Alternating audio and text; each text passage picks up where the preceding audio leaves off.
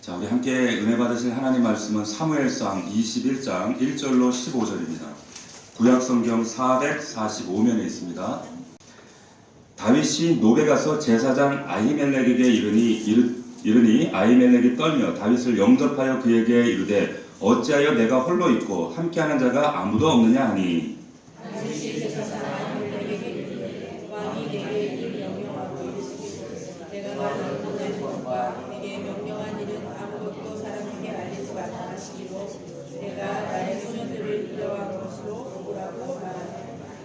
이제 당신의 수중에 무엇이 있나이까? 떡 5덩이나 무엇이나 있는 대로 내 손에 주소서 하니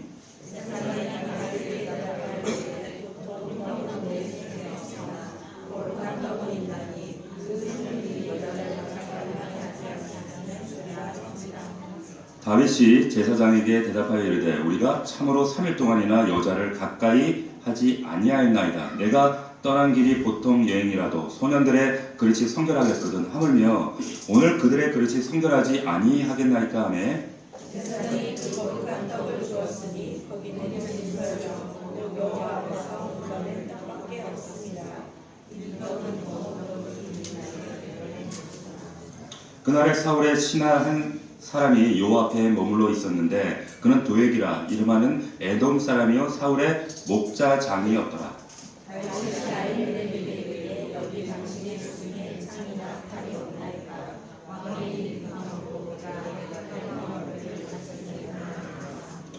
제사장이 이르되 내가 엘라 골짜기에서 죽인 벨레셋 사람 골리앗의 칼이 보자기에 쌓여 에봇 뒤에 있으니 내가 그것을 가지려거든 가지라. 여기는 그것밖에는 다른 것이 없느니라 하는지라. 다윗이 이르되 그 같은 것이 또 없나니 내게 주소서 하더라.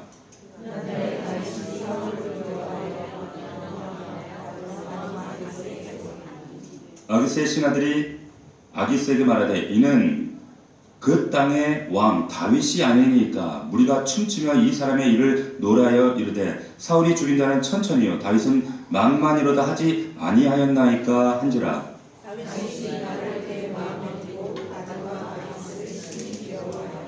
그들 앞에서 그의 행동을 변하여 미친 채 하고 대문 앞에 그적거리며 침을 수염에 흘리매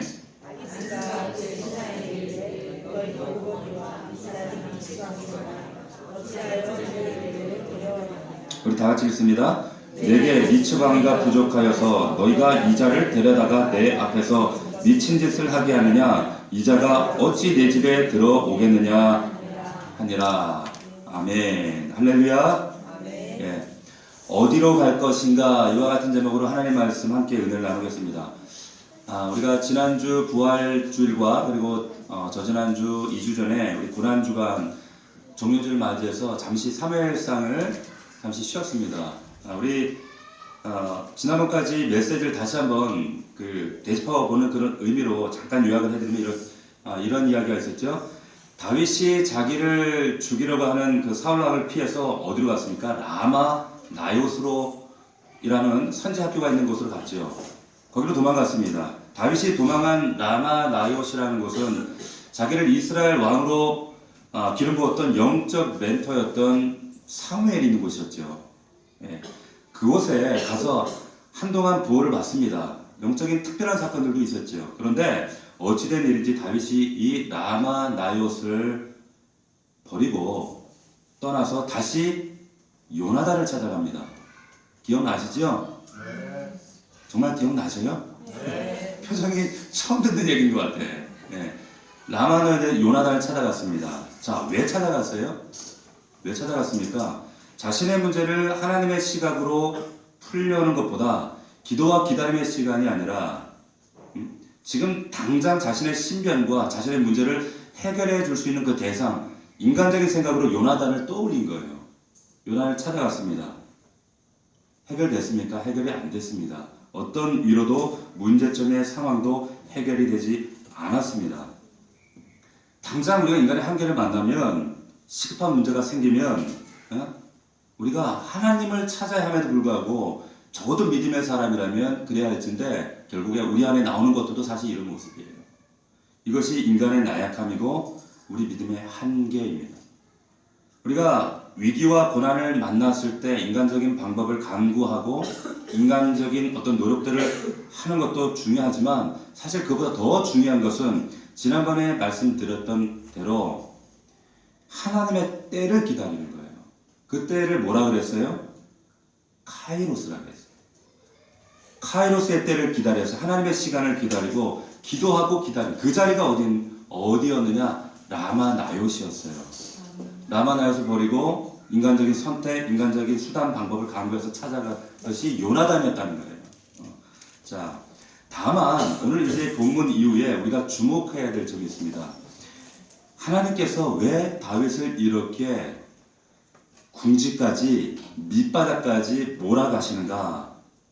결국에 다윗이 두 손 두 발 다 들고 항복하면서 하나님 앞에 어떻게 돌아오느냐를 보셔야 되는 거예요. 이것이 포인트입니다.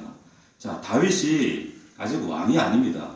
기름 부음을 받았지만 지금 기름 부음을 받은 이후에 하나님의 사람으로 만들어져 준비되어져 가는 그런 과정 중에 지금 사울 왕이라고 하는 숙제를 하나님의 숙제를 만난 거예요. 자, 이런 과정에서 하나님은 왕의 자리가 중요한 게 아니야. 왕의 자리가 중요한 것이 아니라 그 자리에 앉을 사람, 왕의 자격, 왕의 됨됨이, 하나님의 사람은 적어도 이런 사람이어야 해 라고 하는 것들을 말씀하고 계시는 거예요. 다윗이 당한 이 지금 원수 대적 사울이라고 하는 이 문제, 그냥 하나님이 그냥 번개 하나 딱 던져 죽이면 끝이잖아요. 근데 이 문제 해결보다 해결이 중요한 것이 아니라 문제를 대면하고 있는 다윗, 이 문제를 맞닥뜨리고 바로 나 자신이 이 문제를 통해서 하나님은 새로운 수준으로 거듭나기를 원하신다는 거예요. 자, 하나님이 저와 여러분들을 다윗처럼 만들어 가실 때 사용하시는 가장 중요한 도구가 있습니다. 그 도구가 뭘까요? 그 도구가 바로 사람이에요. 사람입니다. 하나님이 우리를 연단하실 때 그 도구를 사람으로 사람을 다루십니다. 철이 철을 날카롭게 하는 거예요. 자, 한번 곰곰이 생각해 보십시오. 나를 정말 고단하게 하고 힘들게 하고 부담스럽게 하는 게 여러분 물질입니까? 돈입니까? 환경입니까? 사실은 곰곰이 생각해 보세요. 사실 그게 아니에요. 사람입니다. 사람. 돈은요 없으면 안 쓰면 돼요. 200만 원 벌다가 좀 벌이가 시원찮아서 100만 원 벌면 우리가 생활을 100만 원에 맞추면 돼요. 성경은 그걸 자족이라고 얘기하거든요. 그게 우리를 어렵게 하지 않아요. 부담스럽게 하지 않습니다. 건강이라는 것도요, 좀 건강에 모자라면 모자란 대로 내 몸 덜 쓰면 됩니다. 그런데 사람은 안 그래요.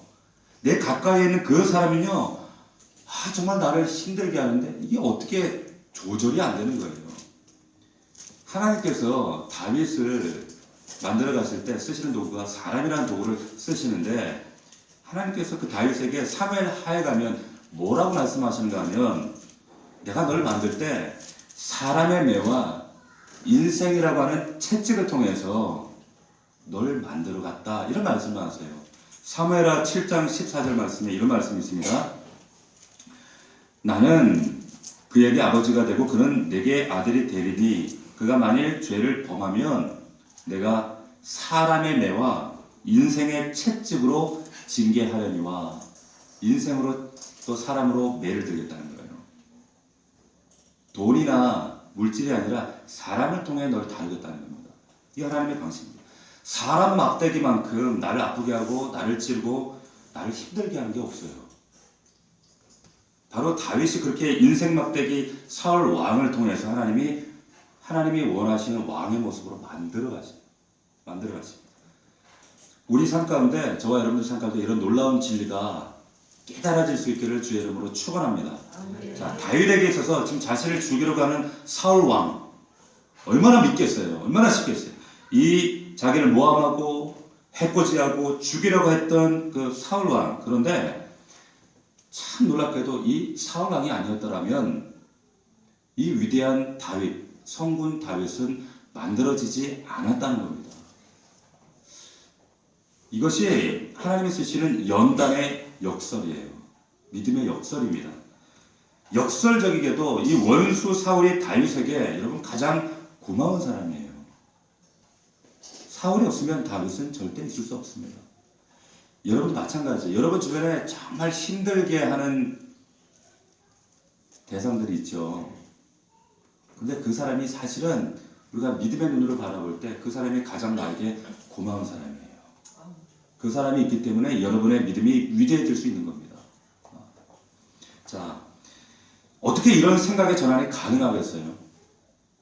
자, 믿음이라고 하는 것은 잘 들으십시오. 믿음이란 우리의 눈이 하나님의 관점에서 바라보면서 이러한 눈이 열리는 것이 이것이 믿음입니다. 세상 살 때는 이게 안 열려요. 우리가 교회 다녀도 육신의 사람은 이런 것이 열리지 않습니다. 원망하죠. 비방하죠. 나를 감히 욕을 해? 나를 비방해? 우리도 똑같이 그를 헐뜯고 비방하죠. 그러나 그렇지 않다는 거예요. 그 사람을 통해서 하나님은 나를 지금 만들고 계시다는 거예요. 이러한 해석 능력이 성숙되어지는 과정, 이것이 믿음입니다. 자, 하나님의 렌즈로 보는 순간부터 세상을 바라보는 해석의 능력, 내 가정, 남편, 아내 바라보는 해석의 능력이 그리고 나의 반응이 달라질 수 있다는 거예요. 믿으시길 축원합니다. 이것이 가능해져야 돼요. 다윗은 자기를 죽이러 가는 사울 왕을 피해 지금 라마 내어서로 갑니다. 라마에서 또 요나단을 찾아가요. 그래도 안 돼요. 또 누굴 찾아갑니까? 오늘 본문의 말씀에 보니까 이제 높강에 있는 제사장 아히멜렉이라는 사람을 찾아갑니다. 자, 1절 말씀을 보십시오. 자, 1절 말씀을 다시 한번 읽겠습니다. 시작. 다윗이 노에 가서 제사장 아히멜렉에게 이르니 아히멜렉이 떨며 다윗을 영접하여 그에게 이르되 어찌하여 내가 홀로 있고 함께하는 자가 아무도 없느냐. 자, 제사장에 갔다는 것은 성소에 갔다는 거예요. 다윗이 믿음 좋아서 성전에 갔다는 게 아니라 지금 왜 갔는가 하면 배가 고파서, 또 하나는 자기를 보호해달라는 거예요. 말하자면 우리 80년대 우리 막 민주화 운동하고 그럴 때 그 밖에서 그 운동하던 사람들이 명동 어디로 가요? 성당으로 가죠. 왜 찾아갑니까? 기도하러 가나요? 아니죠. 명동 성당에 피신해 있으면 적어도 보호받아요. 거기서 경찰 공권들이 들어오지 못한다는 생각을 하는 거예요. 다윗도 똑같습니다. 다윗도 지금 그래서 지금 아히멜렉을 찾아간 거예요. 아히멜렉이 너 어떻게 여기까지 왔냐? 두려워 떱니다. 그럴 때 다윗의 반응을 보세요. 거짓말을 해요. 거짓말을 합니다.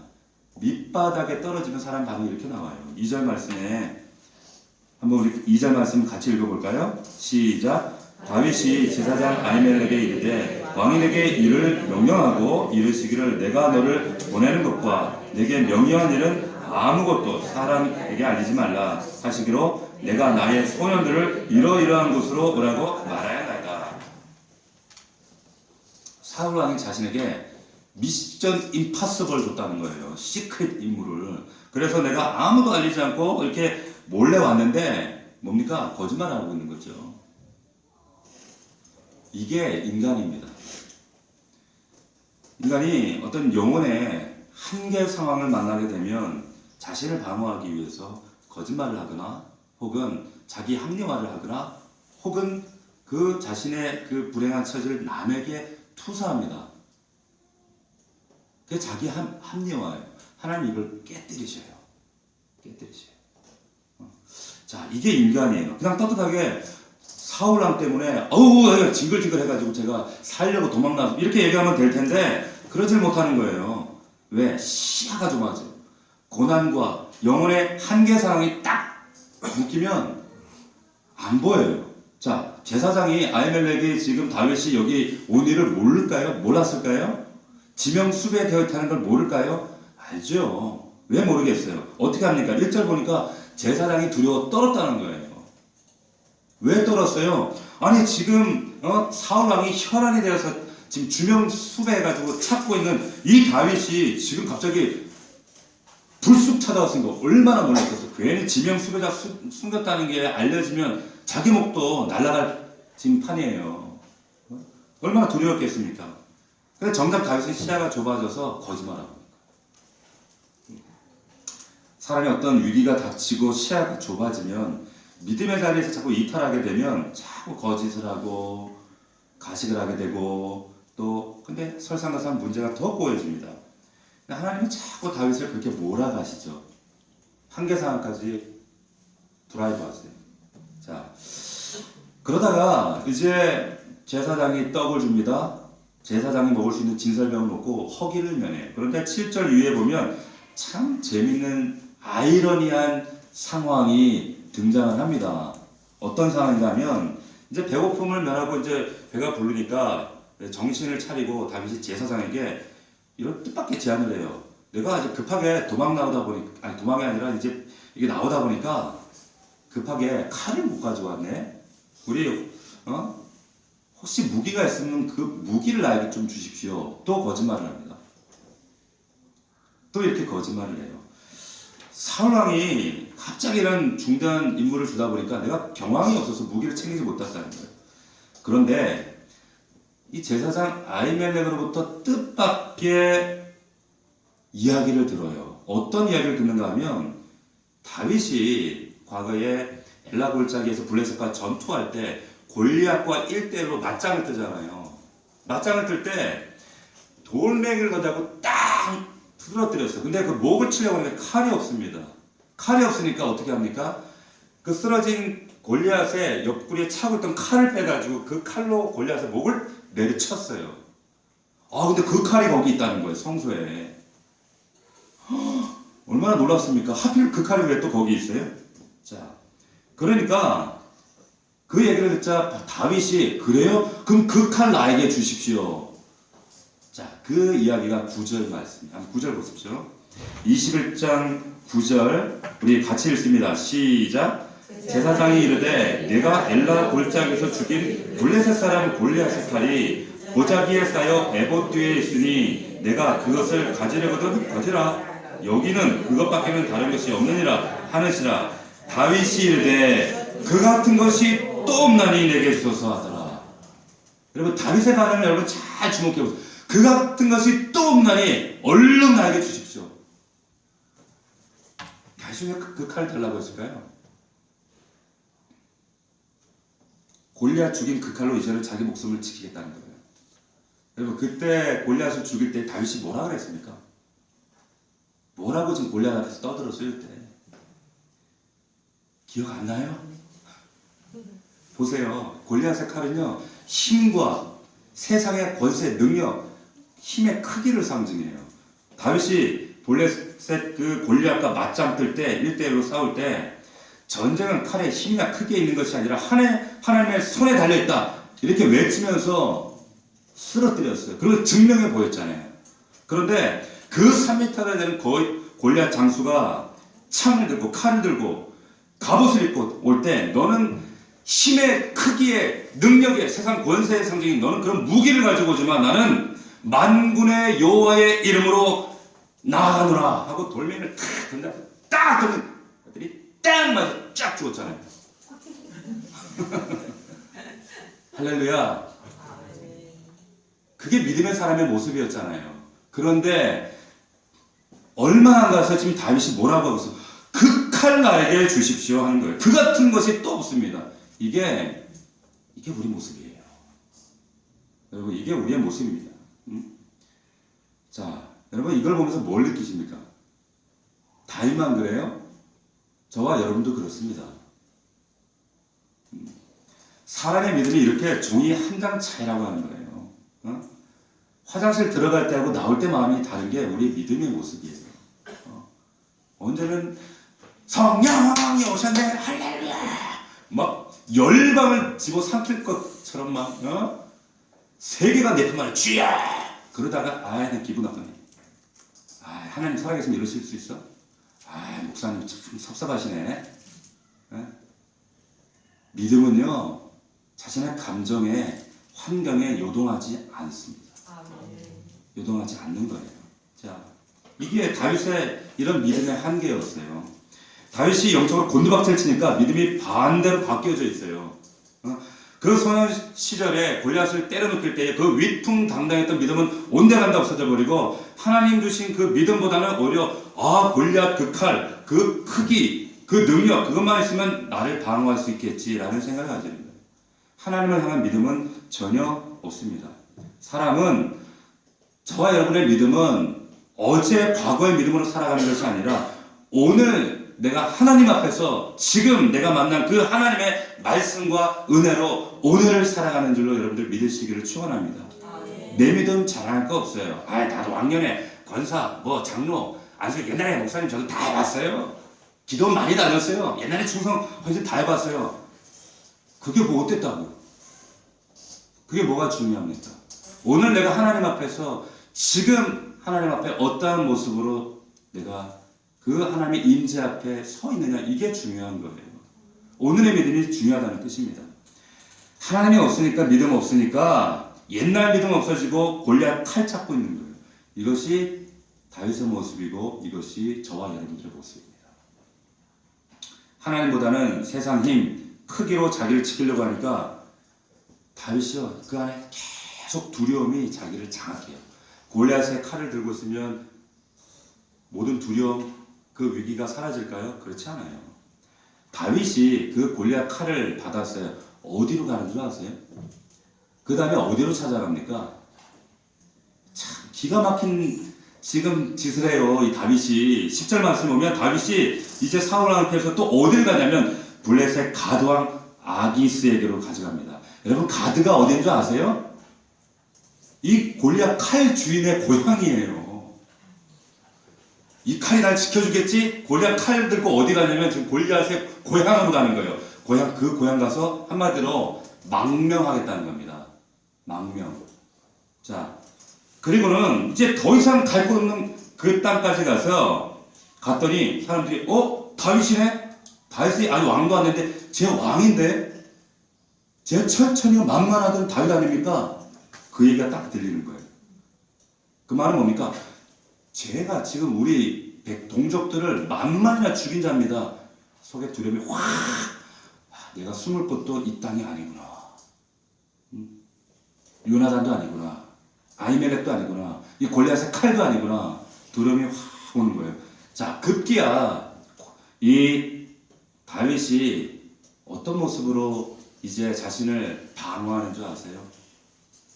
자, 12절, 13절 보죠. 이 다윗이 이제 비참하게 자신을 목숨한번 부지해 보겠다고 이렇게 변해요. 12절, 13절 우리 같이 읽습니다. 시작. 다윗이 이 말을 그의 마음에 두고 가드왕 아기스를 심히 두려워하여 그들 앞에서 그의 행동을 변하여 미친 채 하고 대문짝에 그적거리며 침을 수염에 흘리네.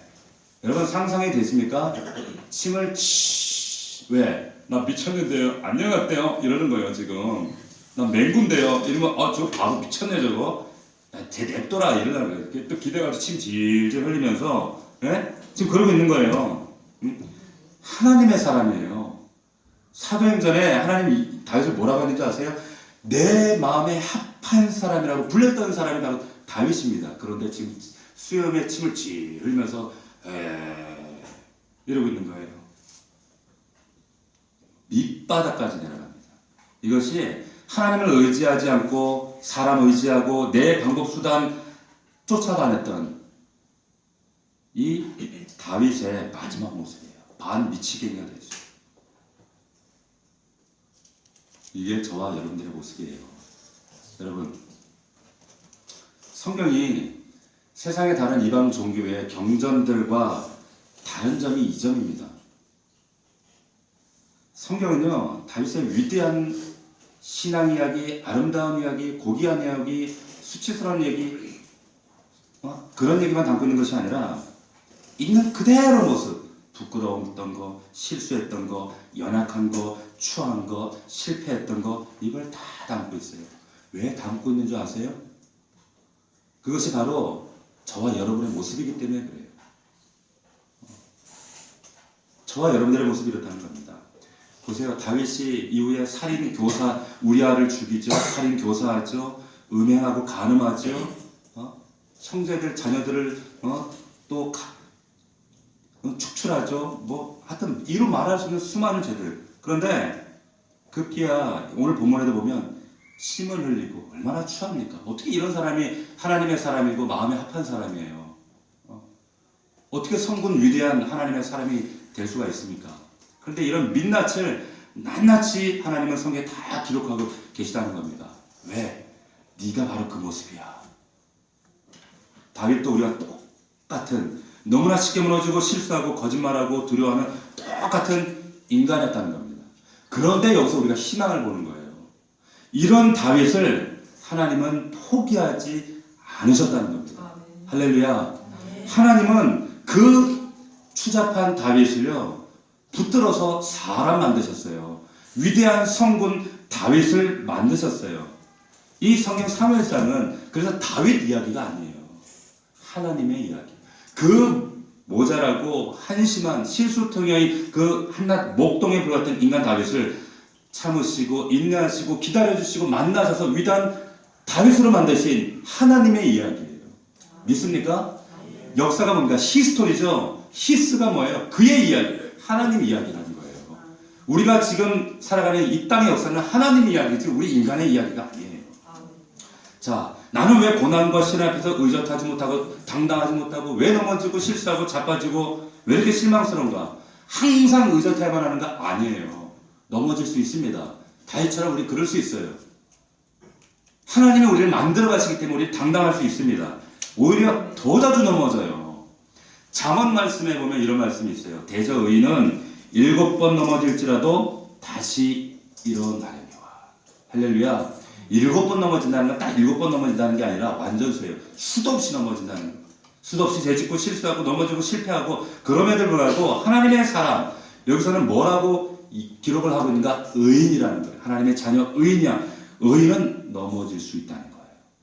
의인도 넘어질 수 있어. 그러나 의인의 특징은 넘어지기 때문에 의인이 아니라 다시 일어나는 사람들이 의인이라는 거예요. 왜요? 왜 그렇습니까?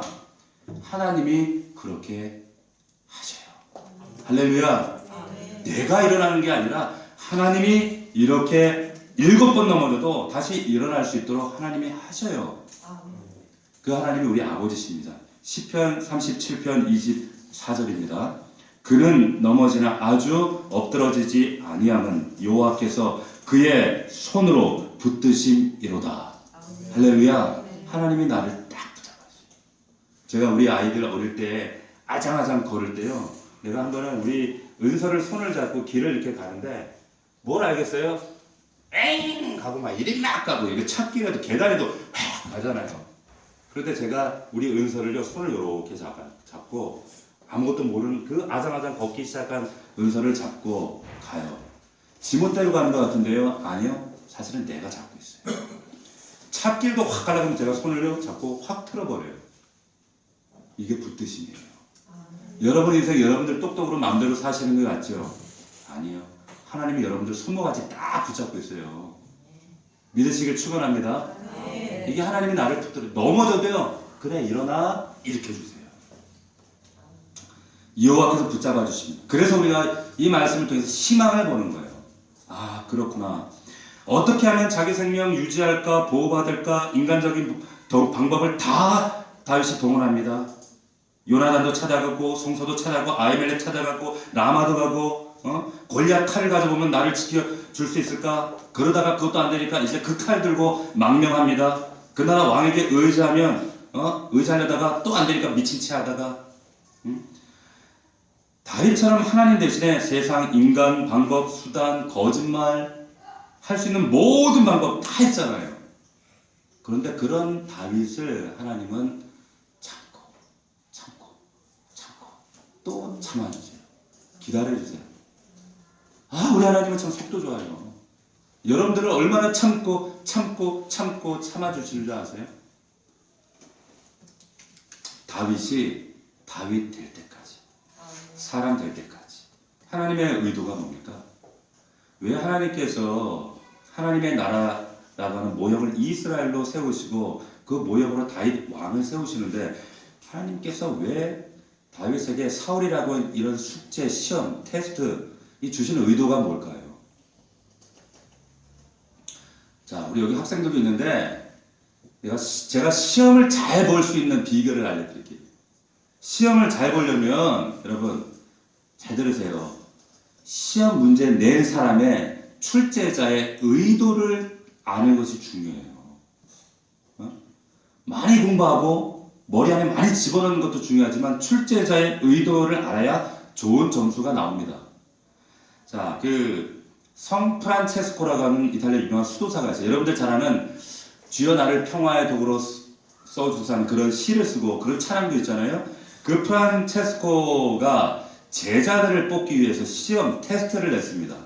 어떤 테스트를 냈는가? 씨를 하나씩 다 나눠줘요.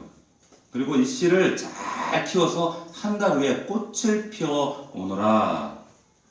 그래서 여러 명의 후보들이 이제 이 씨를 정성껏 물을 심어서 물을 주고 키우고 합니다. 그런데 실상은 씨를 나눠주는 것이 아니라 씨처럼 보여지는 작은 철덩어리를 나눠준 거예요. 그런데 한 달이 지났습니다. 여러 명의 후보들이 참 놀랍게도 꽃을 피워서 가지고 온 거예요. 이런 놀라운 기적을 그리고 기쁜 마음으로 가지고 옵니다. 자, 그런데 유독 한 사람만 빈 화분을 들고 고개를 떨구고 프란체스코 앞에 있는 거예요. 자, 그렇다면 누가 합격했을까요? 피운 사람, 안 피운 사람? 안 피운 사람이죠. 빈 화분을 들고 있는 사람이에요. 왜 그래요? 출제자의 의도가 거기 있는 거예요. 시험된 사람의 의도가 거기 있는 거예요. 아무것도 피우지 못했지만 정직하냐는 거죠. 이 의도예요. 하나님이 우리를 종종 여러분들을 시험하셔요. 시험하시는데 이 테스트를 하실 때 그 말은 하나님께서 그 시험을 통해 나를 보기를 원하시는 하나님의 의도가 있다는 거예요. 출제자의 의도가 있다는 겁니다.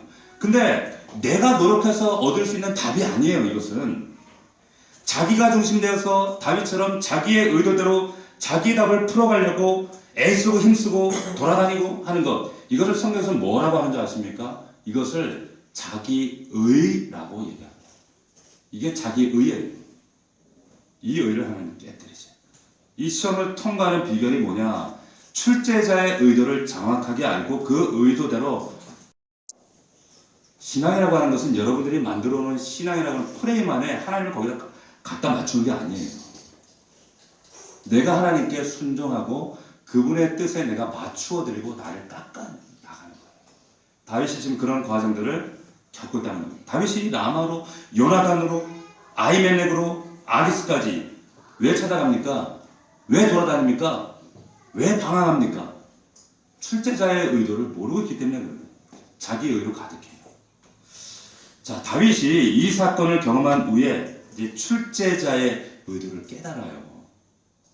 깨닫고 고백하고 지은 시편이 있습니다. 이 사건 그대로 말씀이 있어요. 그 시편이 여러분 시편 34편이에요. 한번 찾아가 봅시다. 그가 이제 출제자의 의도를 깨닫고 아 이거구나 무릎을 치고 나서 그가 고백했던 시편이 시편 34편입니다. 34편. 다윗이 조용한 곳에 묵상하고 있다가 이 시를 쓴 게 아니에요. 도망다니고 자기 생명을 담보로 도망다니고 유리하다가 온몸으로 체험하고 깨달은 고백이 시편 34편입니다. 인간적인 방법, 동원, 수단, 방법 다 해봤어요. 결론은 바로 이거야. 피할 곳은 아무것도 없어. 사람의 능력, 사람, 골리앗의 칼? 아니, 그게 아니라 결론은 바로 이거야.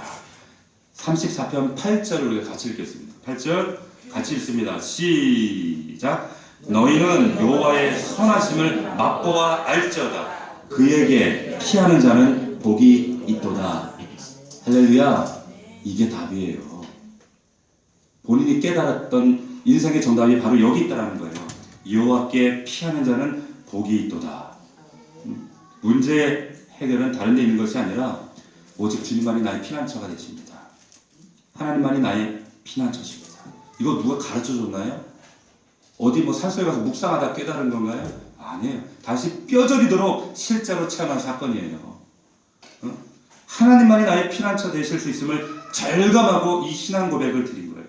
그런데 여러분 중요한 게 있습니다. 이 신앙 고백, 하나님은 정말로 내 피난처예요. 이제 아기스 찾아가고 세상 찾아가고 친구 찾아가고 하지 않겠습니다. 그런데 이 믿음의 결단에 필요한 두 가지 믿음의 나의 결단이 필요해요. 그게 뭐냐? 여러분 7절 말씀을 보시면 이런 말씀이 나옵니다. 7절 말씀 보세요. 같이 34 시편 7절 말씀 같이 읽겠습니다. 시작. 여호와의 천사가 주를 경외하는 자를 불러 진치고 그들을 건지시는도다. 여기 중요한 단어가 있어요. 그게 뭔가 하면 경외라고 하는 거예요. 경외. 여러분들이 정말 하나님은 나의 피난처십니다. 다윗처럼 살지 않겠습니다. 이런 내 인생의 전환을 맞이하기 위해서 중요한 하나님의 결단이 뭐냐?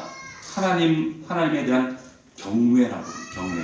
자, 세상 살면서 우리가 사울왕 같은 이런 문제들을 딱 맞닥뜨리게 되면, 자, 골리앗을 쓰러뜨렸던 그 다윗조차도 흔들리죠. 세상 쫓아다니면서 요나단 찾아가고, 아히멜렉 찾아가고, 아기스 찾아가고, 그러다 자기 염면에 빠지고, 좌충우돌합니다. 그때 필요한 것이 세상 수단, 방법 강구하려고 해결하려고 이리저리 뛰어다니는 것이 아니라 포인트는 경외라고 하는 거예요. 이 경외라고 하는 단어는요, 이걸 한국말로 이 히브리 원어에는 야레라고 하는 이 뜻을 사실 다 담을 수가 없어요.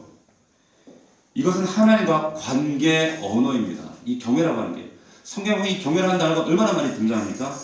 이 경외라고 하는 뜻은요, 제가 이것을 압축해서 한마디로 딱 설명을 드릴게요. 이게 무슨 야레라고 하는 뜻이 뭐냐? 내 삶의 모든 결정권을 하나님께 드리겠습니다. 라고 하는 게 야레예요. 시작. 이게 경외예요. 경외, 하나님을 존경하고 두려워하고 무서워 이거 아니라 내 삶의 모든 결정권. 옛날엔 내가 마음대로 살았잖아요. 예수 믿어도 내가 마음대로 살잖아요. 언제 하나님이 왕이에요? 내가 왕이었지. 예수 믿는 사람들이 왜 욕먹는지 아세요? 예수 믿었다고 하면서 권사, 장로, 집사 타이틀 달고 세상 사람들하고 똑같이 살잖아요. 왜? 하나님이 왕이 아니시니까. 내가 왕되어 살아가는 거예요. 자, 이 경외라고 하는 건 하나님께 내 인생의 모든 결정권 드리겠습니다. 우리 어머니가 교회 전도사님이셨어요. 아버지가 일찍 돌아가셨습니다. 어머니가 그런데 세상적으로 좀 가진 돈과 재산이 있었어요. 하나님이 어느 날 주의 종으로 부르시는데 너 신학교 가라. 거길 왜 가요? No! 안 간다는 거예요. 하나님께서 이제 다윗에게 주셨던 그런 고난을 주셨어요. 여러 가지 물질적 고난을 주시다가 주셨던 고난 중에 하나가 자녀들을 칩니다. 저와 선교사님, 필리핀 선교사님, 박영신 선교사님을 치셨어요. 누님은 반신불수가 됩니다. 저는 심장이 망가져서 이렇게 붓고 소변이 우유로 나와요. 투석을 해야 돼요. 그런 상황에 근데 하나님 앞에 이제 하나님이 코너로 몰아가시 출제자의 의도를 모르게 계속 도망다니는 거죠. 한번 우리 누님이 그 반신불수가 돼서 병원을 다니고 해결이 안 되다가 어떤 뭐 영하다가 하면 한의사에 가서 침을 맞아야 되는데 침을 맞고 나서 아직도 제 기억에 생생하게 잊혀지지 않는 게 이게 그 뱀피를 바르면 낫는다고 그래가지고 저희 누님을 고개를 돌려놓고 그 의사가 제가 그걸 보고 있는데 우리 누님은 모르죠. 뭘 바르요. 뱀을 어디 자주 한 마리 꺼내더니 모가지를 딱 치고 제가 그걸 생생하게 다 보잖아요. 근데 피를 쭉 짜요. 그릇에 그걸 피를 그더니 너 좋은 약이야 하면서 발라줘. 얼굴 그 피를 쫙 바르는데 이거 완전히 좀비도 아니고 전설의 고향도 아니고 제가 기절할 뻔했어요. 그렇게 하나님께서 몰아가시더라고요. 근데 하나님 뜻에 하나님 내 인생의 모든 결정권 드리겠습니다. 어머님은 행복하시고 결국에 모든 걸 다 정리하고 이제 신학교를 가셨어요. 그런데도 또 우리 어머니 정신 못 차리고 지금 강남 고속버스 터미널 거기서 또 하나님 제가 좀 돈 좀 벌고 갈게요. 또 장사하시다가 또 한 대 맞았어요. 또 한 대 맞았어요. 네. 참 사람이 그래요. 다윗하고 똑같아요. 네. 그게 경외입니다. 하나님 내 인생의 결정권 당신께서 결제하십시오. 이게 경외예요. 이런 결단이 되어질 때 하나님은 정말 나의 피난처가 되십니다. 고백할 수. 두 번째 더 중요한 게 있어요. 그게 뭐냐면 여기 8절 말씀에 보면 이런 말씀이 있죠. 아까 우리가 읽었던 너희는 여호와의 선하심을 맛보아할지어다. 선하심을 맛보아할지어다. 하나님이 선하시다는 것을 네가 깨닫고 경험하라는 거예요. 이 선하심이라고 하는 이 의미가요. 토브예요. 한번 따라해봅시다. 토브. 성경에 보면 이 토브가 너무너무 많이 나와요.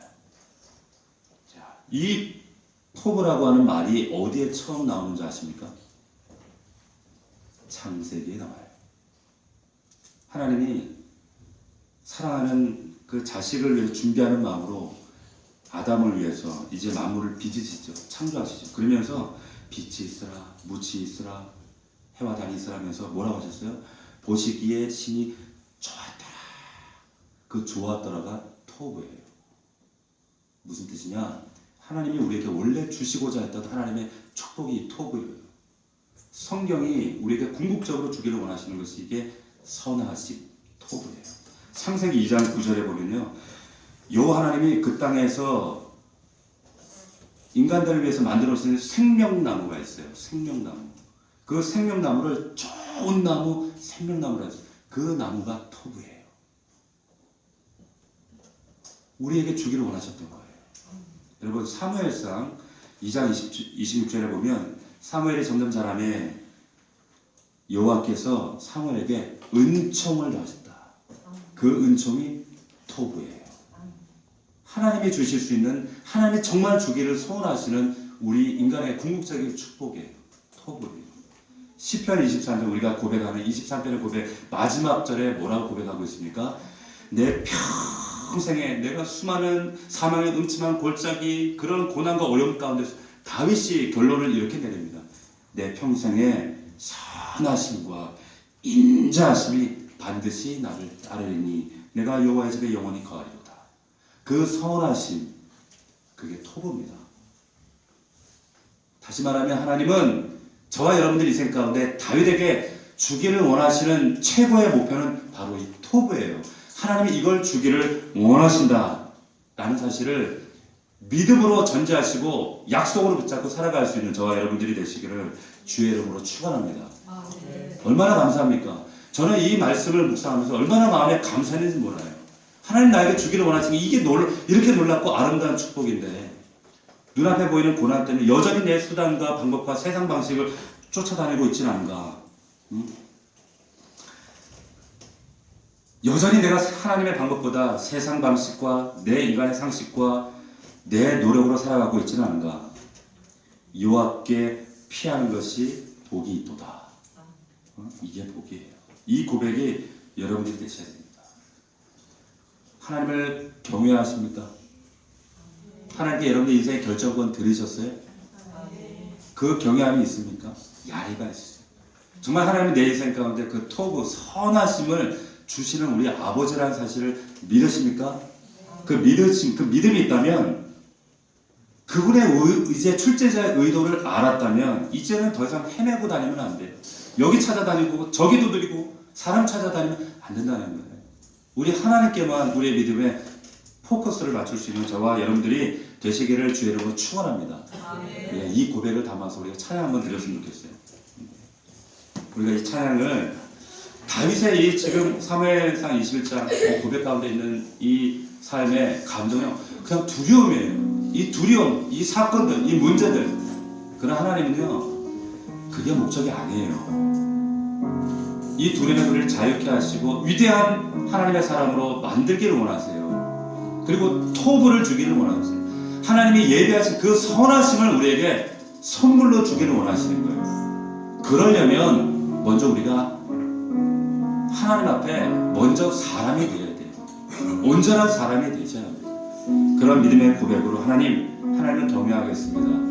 그 신실하신 하나님을 의지하겠습니다 라는 고백으로 우리 찬양 고백하고 우리 함께 기도하도록 하겠습니다.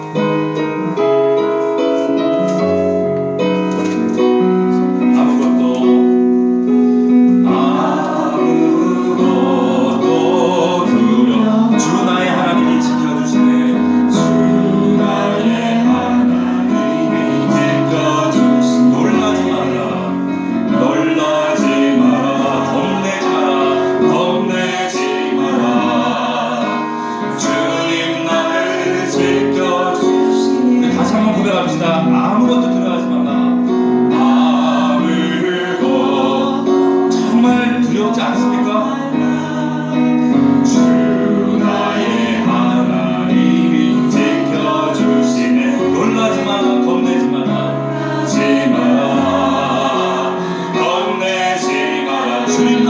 지켜주시네. 왜요?